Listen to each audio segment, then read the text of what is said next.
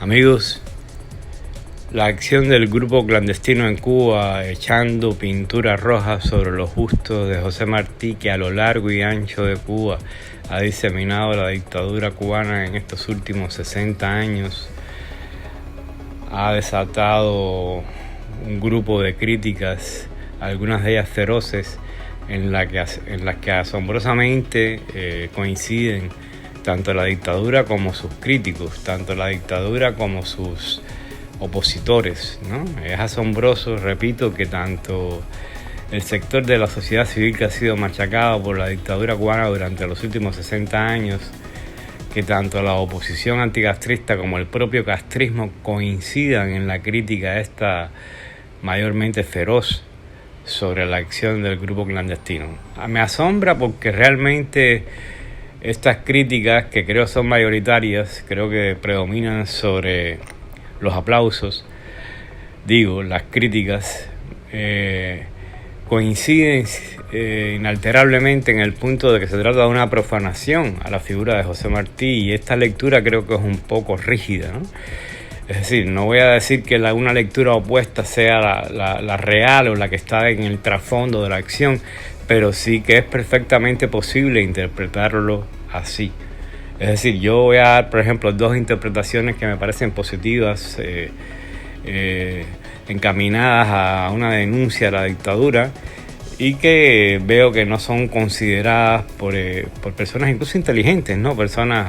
Incluso tengo amistades que han criticado con dureza esta acción de clandestinos y que sé que son personas sensibles, inteligentes, anticastristas, etcétera, que sin embargo no se han detenido mucho a profundizar, ¿no?, en lo que podría significar este tipo de acción. Voy a darles, repito, dos interpretaciones que me parecen positivas en la denuncia al castrismo, y que son las siguientes. Una, la pintura roja puede representar, sobre el busto de Martí, puede representar simbólicamente el hecho de que durante los últimos 60 años José Martí ha sido profanado por el comunismo, profanado por la manipulación ideológica del castrismo, ¿no? En este caso, la pintura roja representaría este color del comunismo preponderante en la bandera soviética, y en general durante décadas ha representado el comunismo a escala global. Otra segunda interpretación podría tener que ver con la violencia que durante los últimos 61 años o más, durante los últimos 70 años, podríamos decir, el castrismo ha desatado sobre la sociedad cubana en general, ¿no? Los cientos de miles de muertos que lleva sobre sus espaldas este oprobioso sistema, fusilados, hundidos en alta mar, muertos durante el periodo especial por toda una serie de enfermedades relacionadas con la desnutrición, en general en las cárceles, cientos o miles de familias divididas, decenas de miles o cientos de miles de familias divididas durante 61 años. Toda esta violencia concentrada que el castrismo ha desatado sobre la sociedad cubana podría significar simbólicamente, al derramarse como sangre sobre los bustos de José Martí, una denuncia abierta, ¿no? Y en este sentido, ya repito, son dos interpretaciones anticastristas que son lecturas perfectamente posibles. Es decir, asombra un poco que algunos miembros de la oposición versados en estos temas no den con la tecla, ¿no? O no acepten que pueden haber también esas interpretaciones positivas del acto del grupo clandestino, ¿no? Dicho esto, los invito a contemplar la imagen de fondo de estas palabras, ¿no?, de este vídeo, donde se aprecia la producción en serie de bustos de José Martí como arma, como herramienta ideológica de persuasión y de manipulación de la sociedad cubana.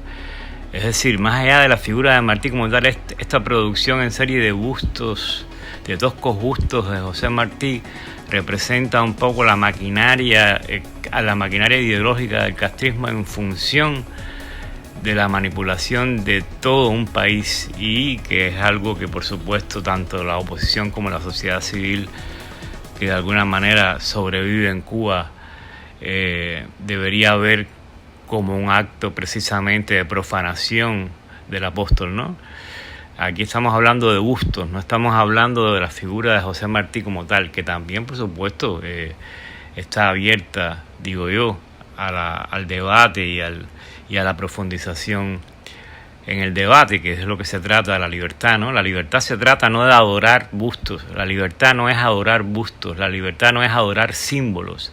Si queremos luchar por la libertad de Cuba, y lo digo humildemente, no se entiende cómo estamos aferrados de una manera, yo diría que combativa, ¿no? Militante, a lo rígido, a lo simbólico.